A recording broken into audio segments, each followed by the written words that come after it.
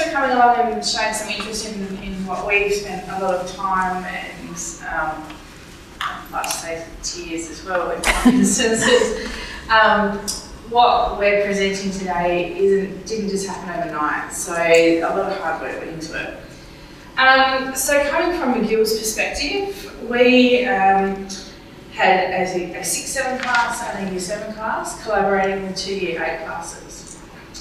We're in a fantastic position in that we're very, very close locality-wise to the high school and are one of the largest contributors to the Year 8 population every year. So as a feeder school, we have a large number of students who move across to the high school. And I think that really supported where we began our project. When we partnered up with 2 Year 8 classes, we already noticed that these were kids that we had some connection with. So our primary school teachers already had some connections, and even our kids were walking up and recognising people that they'd only just left the primary school. And I think what's really important to consider is that as a partnership, while STEM is our vehicle, what we're doing is so much more. And we're actually building fantastic relationships for lifelong learning, and we found that our transition at the end of last year to this year was so smooth and positive because our kids already felt like they were high school, they belonged on that high school site. And I like to think that those kids are this year's Year 8s and have really sort of just hit the ground running. And lots of the feedback I get is that they have. So, STEM is, for me, not just 4 subjects. It's a way of thinking, it's a pedagogy, it's what underlines it.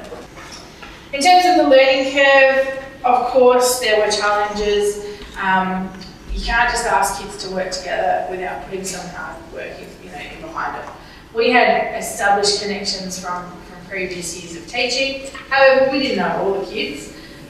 So we had to, actually spend time to develop group norms. How do you work together? But I think in our 2nd year now of this project, we're finding that those things are coming together a lot more smoothly. They, become second nature to lots of our students. And my Year 6s from last year are just, really excited about the opportunities that are presented to them because potentially, if they go on to Norwood in Year 8, they've had 3 years of this, and this becomes the norm for them.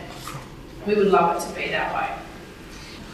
We still, to this day, trying to, make a seamless online connection between the 2 sites, and we just keep working at that. Every time we think we've got it nailed, something changes. So, the Google space is fabulous in terms of providing a platform, where kids can work together, even though they only saw each other physically, perhaps every once a fortnight.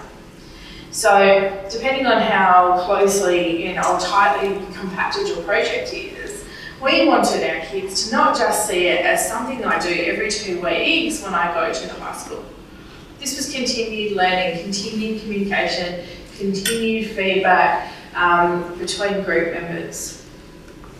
One of the challenges is around when we get together and we want to come up with an engaging inquiry topic for children to explore, is this push and pull between curriculum and inquiry. And I know that for lots of teachers, they felt the pull towards needing to meet curriculum outcomes,